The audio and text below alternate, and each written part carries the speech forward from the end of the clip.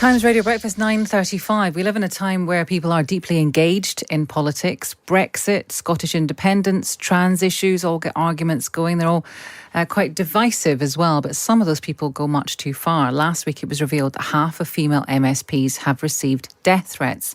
What can be done to calm things down? Kezia Dugdale, a friend of the programme, of course, former Scottish Labour leader and now director of the John Smith Centre at Glasgow University. Morning to you.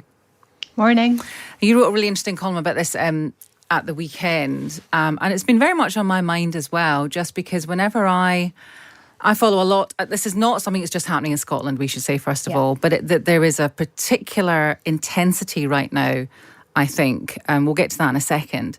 But whenever I follow a lot of people in Scotland on my timeline, and obviously a lot of people who are pro and anti-independence, all the rest of it, not a day goes by when something awful has happened and someone's threatening someone's taking someone to court. It just feels, I don't know, end of days almost. What is going on? It's awful. It's an absolute bin fire. And we should all be interested in general because of, it speaks to the health of our democracy and whether people are willing and want to participate in political debate online or in their own house and in their own communities. But for me, in a professional sense, there's a deeper worry here because I want the brightest and best people to consider standing for elected office. That's my day job. And I think people who feel publicly service-minded, who want to stand up and represent their community or they're passionate about a particular issue, look at politics just now and think, I'm not sure that's for me because I'm going to need the skin of a rhino to survive, or it looks like you have to behave in a certain way to get anything done. It's thoroughly depressing. And I actually think that we all are responsible for turning it around because we get the politicians we vote for, right? So we should demand better. We should demand that the language changes. And that's got to start with just a toning down, just a calming of the rhetoric. And we can all play a part in that. But Kezia, without naming any names, there are politicians, MPs, MSPs, whatever, who are also guilty. They don't seem to do the right thing because they seem to be so caught up in a particular issue or a particular feud that they, I look to them to kind of set an example, and they're not.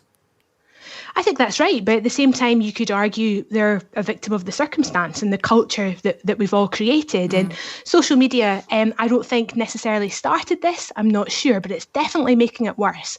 Because what we've done with social media is force people into tribes. And you spend time in your tribe. So when you're in your tribe, you're surrounded by other people like you, who think like you, who make you more sure of your righteousness. And you become less tolerant of the other. Somebody holds different opinions to you is somehow now an enemy rather than even just an opponent or, somebody you just politely disagree with. And we're so camped out in these tribes of yes, no, leave, remain, whatever other kind of machination of that you want to come up with. We're losing that kind of grey area where people come together, where they talk, where they compromise, where they find progress. And that is a fundamental threat, not just to what happens online, but to what happens in their parliaments, because it's all linked. Now, it also, it feels like, again, not a week goes by, not a day goes by when someone hasn't had a death threat. Now, I wonder whether we're hearing about this so much. Are these words now becoming meaningless to people? It's like, you've had a death threat, big deal. But actually, it is a big deal when it's you. And I know that you've received death threats. I know they were in the past, but still. Yeah. How did that change your life and what you felt you couldn't do, and also your relationships with your family or your partner or whatever? It's awful, and I don't want to kind of overstate it too much because a lot of people face much worse circumstances every single day, but you find yourself in that thought process where you face the barrage of abuse online and it sets a certain level and you can put up with most of it, and then somebody will say something that genuinely makes you feel fearful. Like I remember I had one about somebody wanting to see me on the end of a bayonet, and I thought that's across the line. Wow. And so I'm reading that in the Parliament, in the Scottish Parliament, and we're very lucky there because we have an in-house police officer. There's somebody who's kind of stationed there all the time, and I at that point decided to raise it with the police. But if I had been an ordinary citizen sitting in my house at home and somebody abused me like that, I'm not sure I would have gone to the police with the same confidence because I wouldn't have wanted to bother them. I wouldn't have thought it was that significant, but that wouldn't have changed how I felt about it, which was really, really worried. And to be honest, I didn't tell my mum. You don't phone your mum and say, hey, mum, I've had a death threat. You know, your mum doesn't want to hear stuff like that. But it's happening every day to our politicians. Not exclusively women, but there's definitely a gender dimension to it. Yeah. Do you know what happened to the bayonet person? Did the police find them, arrest them? I don't think that one came to anything. Of the three I faced in Parliament, the first one definitely faced a charge. Right. And they were based in London, but I can't remember what happened to the other two. Well, that's good to know.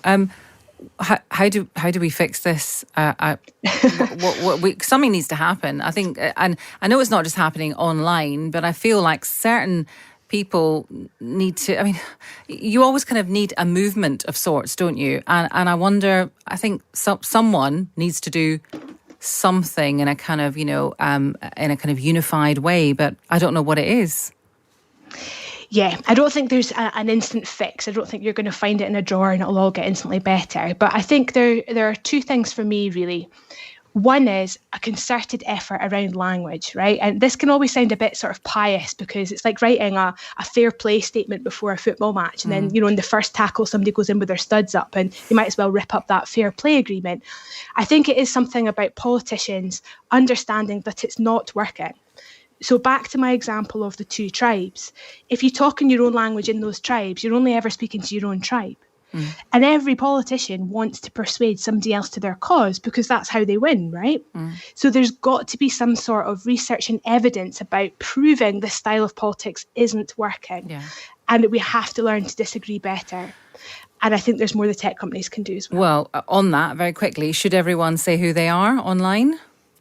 I think so, yes, with a verifiable email address. I don't think anybody has a human right to abuse online anonymously. I think that's incredulous.